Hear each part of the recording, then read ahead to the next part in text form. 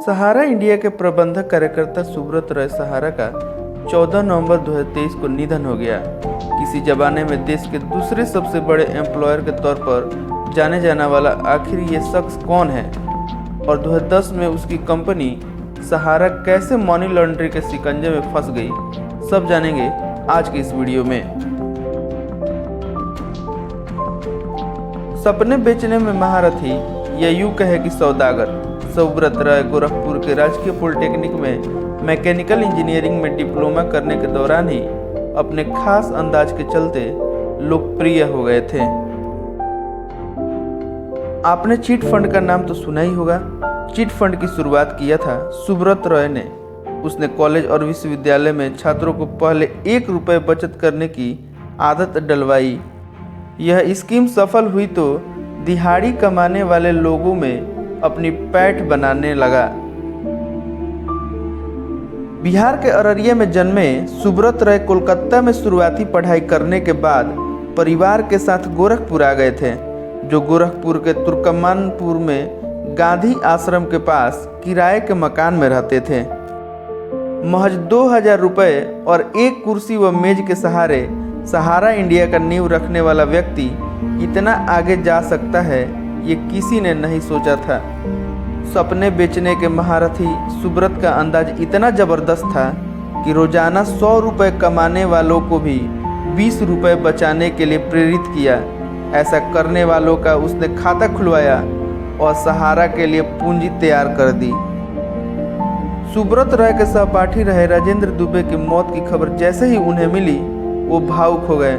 वह कहा करते थे कि उन्हें एम्प्लॉय नहीं एम्प्लॉयर बनाना है। शुरू में वह बॉम्बे की एक फाइनेंस कंपनी के एजेंट बने।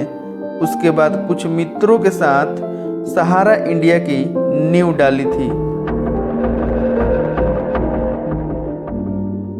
एक समय था कि देश के सबसे बड़ी कंपनियों में सहारा का नाम हुआ करता था।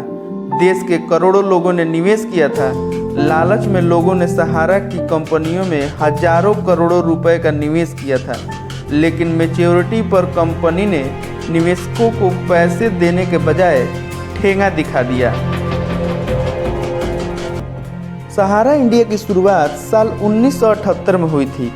सहारा स्कैम सहारा ग्रुप के 2 कंपनियों Sahara India real estate corporation limited और Sahara housing investment corporation limited से जुड़ा है। 25 दिसंबर 2009 और 4 जनवरी 2010 को सेबी को 2 शिकायतें मिली।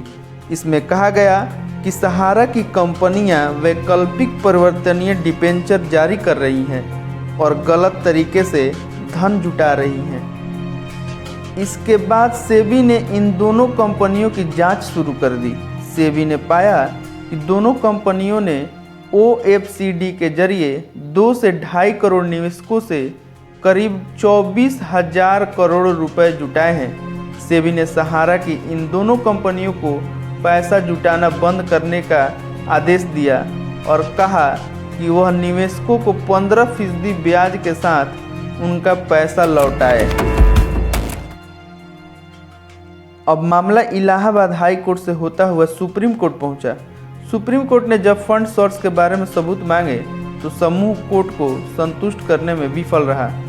अगस्त 2012 में सुप्रीम कोर्ट ने दोनों कंपनियों को निवेशकों का पैसा 3 महीने के अंदर 15% ब्याज के साथ चुकाने का आदेश दिया। सहारा पैसा लौटाने में नाकाम रहा। समय के साथ सुप्रीम कोर्ट और सेबी दोनों ही इस मामले को मनी लॉन्ड्रिंग की तरह लेने लगे। उन्होंने सहारा इंडिया के बैंक अकाउंट और संपत्ति को फ्रीज करना शुरू कर दिया। 26 जनवरी 2014 को सहारा ग्रुप के चेयरमैन सुप्रीम कोर्ट के आदेश पर गिरफ्तार हुए। नवंबर 2017 में ईडी ने सहारा ग्रुप पर मनी लॉन्ड्रिंग का मामला चार्ज किया। इस तरह पूरी तरह से सहारा इंडिया कानूनी शिकंजे में आ गया। 420 और 406 के तहत केस दर्ज है। सहारा को गिरफ्तार करने लखनऊ पहुंच चुकी है मध्य प्रदेश की पुलिस। इस मनी लॉन्ड्रिंग में कितने आम लोगों के पैसे फंस गए। बहुत से लोगों को तो ये लगता है कि उनका पैसा डूब गया, तो ऐसा नहीं है। अगर आपका पैसा फंसा है तो आप सहारा रिफंड पोर्टल पर जाकर आवेदन कर सकते हैं और अपना पैसा प्राप्त कर सकते हैं।